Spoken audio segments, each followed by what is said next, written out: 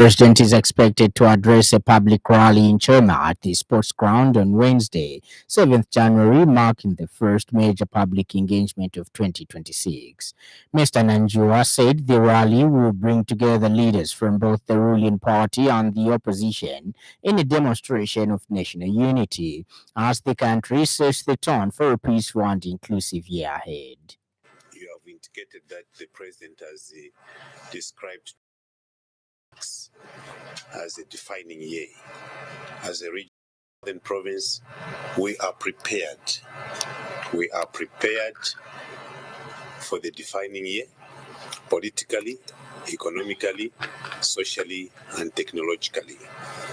Hence, we want to embrace the president's directive as a region to embrace unity and peace.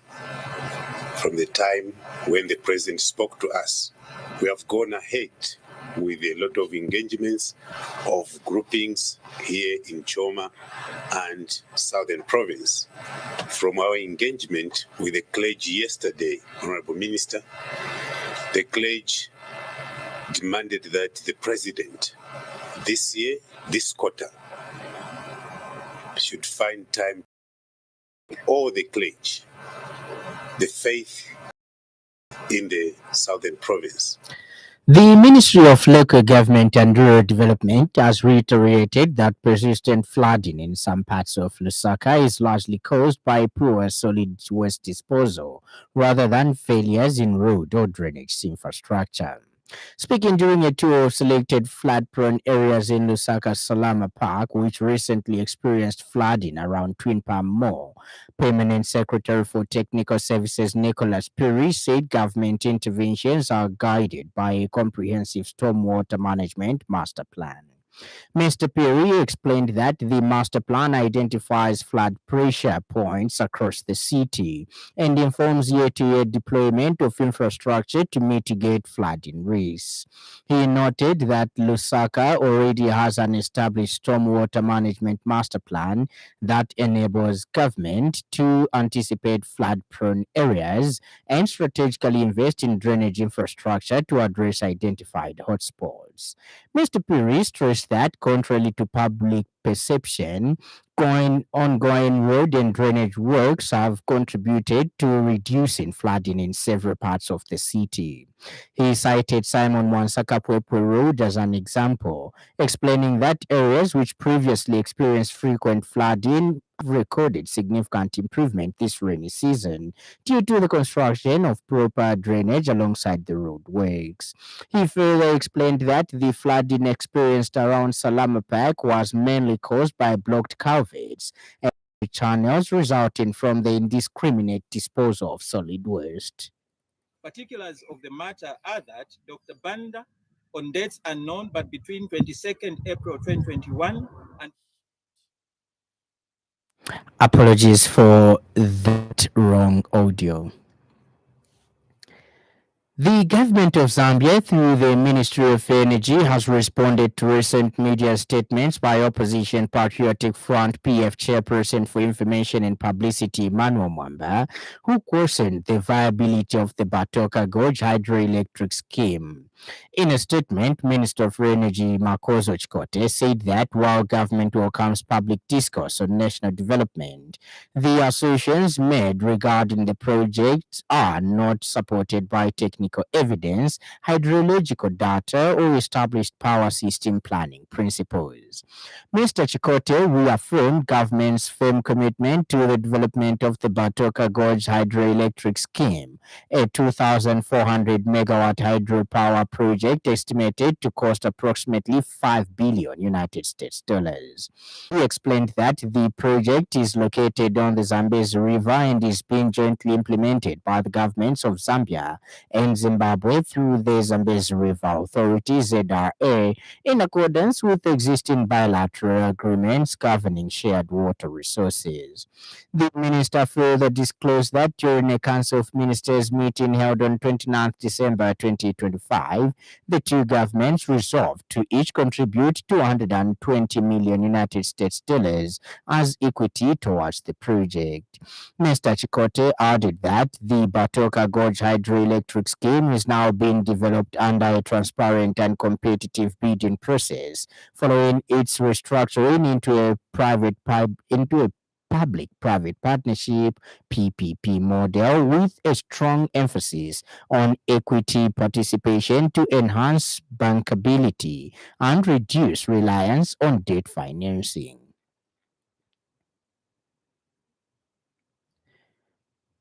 Limousin constituency member of parliament Lufeyo Ngoma has handed over to Lumezi Mission Hospital. The more than 150,000 kwacha has been procured through the 2025 Constituency Development Fund (CDF). Lumezi Town Council Director of Health Services Dr. Evans Piri thanked the government for what he described as a timely and life-saving intervention. He said the district records around 16 premature births each year, and the lack of an incubator has long been a major challenge in managing neonatal cases. Dr. Piri explained that the new equipment is a significant milestone for the district as it will help reduce neonatal deaths. He added that although the facility still requires at least 2 more incubators, the one received will greatly improve the quality of health care provided to premature babies. He further noted that before the procurement, premature infants were routinely referred to Chipata Central Hospital for specialized treatment, often delaying critical care. Dr. Piri said having an incubator locally will now allow health workers to manage cases more effectively and save more lives. Our team, we welcome you to our hospital, Lomez Mission Hospital. And today we are very happy that you have visited us. And again, you are presenting to us something that we feel is very, very important as in line with us providing the healthcare services, particularly to the children and the premature babies. Honorable MP, Lumed is not excluded from those facilities which deal with premature babies. So looking at the vastness of our district, we do have a number of premature babies that are born here at our institution. Some of them is because at times we actually terminate certain pregnancies, Honorable MP. If somebody, for example, a woman. And speaking during the handover, Mr. Ngoma said the CDF committee prioritized the incubator after recognizing its importance to the health facility and the wider community. He added that the increase in CDF allocation to 40 million kwacha will enable the constituency to address more urgent health needs. Meanwhile, Chamtora Ward Councillor Davis Mwanza said the procurement of the incubator demonstrates the government's commitment to improving rural healthcare services, noting that the equipment will greatly benefit mothers, newborns, and the entire Lumezi community. And in other news trending this evening,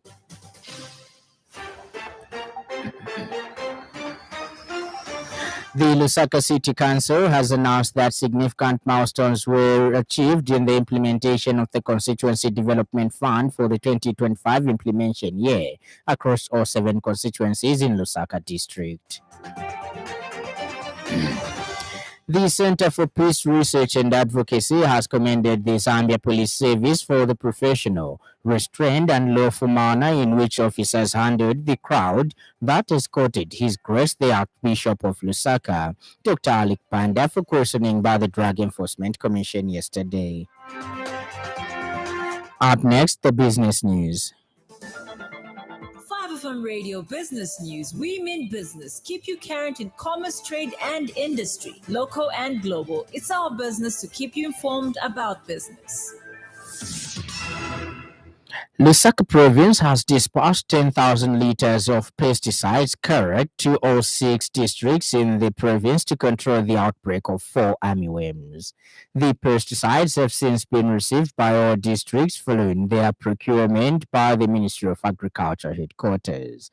In a statement, Lusaka Provincial Administration Principal Public Relations Officer Logic Lukwanda said the government's intervention follows reports of the presence of 4 4 armyworms across the province during the second week of December 2025. Mr. Lukwanda noted that the level of infestation remains low, largely because most districts have been receiving adequate rainfall. However, he pointed out that rainfall amounts remain low in valley areas such as Luangwa and Kafue, Chiawa, making them more vulnerable. He said the timely response by government demonstrates its commitment to protecting the maize crop and safeguarding national food security. Meanwhile, Mr. Lukwanda reported that the redemption of farming inputs by farmers under the Farmer Input Support Program FISIP in Lusaka province has reached 99.57% ahead of the program's closure next week. He disclosed that the total number of FISIP beneficiaries for the 2025-2026 farming season in Lusaka province stands at 59,188, of which 58,932 farmers had redeemed their inputs as of 5th January 2026. Government in Lusaka province has dispatched 10,000 liters of pesticides for the control of the 4 armyworms in all the 6 districts. Pesticides have since been received by all the districts after the procurement by the Ministry of Agriculture at the headquarters. Government's response follows the report of the presence of the 4 armyworms across the province in the second week of December 2025. Fortunately for the province, the infestation is low as all the districts have been receiving rainfall apart from the valley areas of Luangwa and Kafue, Chiawa in particular, where rainfall received amounts are low. The timely response by the government affirms commitment to protecting the maize crop for enhanced national food security. Meanwhile, the province would like to report that redeeming of farming inputs by farmers under the Farmer Input Support Program FISIP is at 99.57% before its closure next week. Ends the business news, and in foreign news, Israel's foreign minister has arrived in the breakaway state of Somaliland, marking the first official visit since Israel controversially recognized Somaliland as an independent country. Gideon Saar landed in capital city Hargeisa on Tuesday and met with Somaliland President Abdiram Mohamed Abdullahi, government sources told the BBC. Last month, Israel became the first country in the world to recognize Somaliland, which declared independence from Somalia more than 30 years ago. Somaliland's president called Israel's move a historic moment, but Somali furiously rejected the development as an attack on its sovereignty. And in sports news, Super Eagles midfielders Frank Onyeka and Fisayo Del Bashiri have praised the team's unity, focus, and winning mentality following their emphatic 4-0 victory over Mozambique in the round of 16 of the ongoing 2025 Africa Cup of Nations in Morocco. Nigeria booked their place in the quarterfinals, courtesy, of course, from Victor Osimhen, Ademola Lookman, and Ako Adams, while the Super Eagles have recorded their first clean sheet of the tournament after 4 matches. Reflecting on the performance, Onyeka expressed satisfaction with the way the Super Eagles executed their game plan, noting that the players stayed disciplined and effective from start to finish. And now, the weather.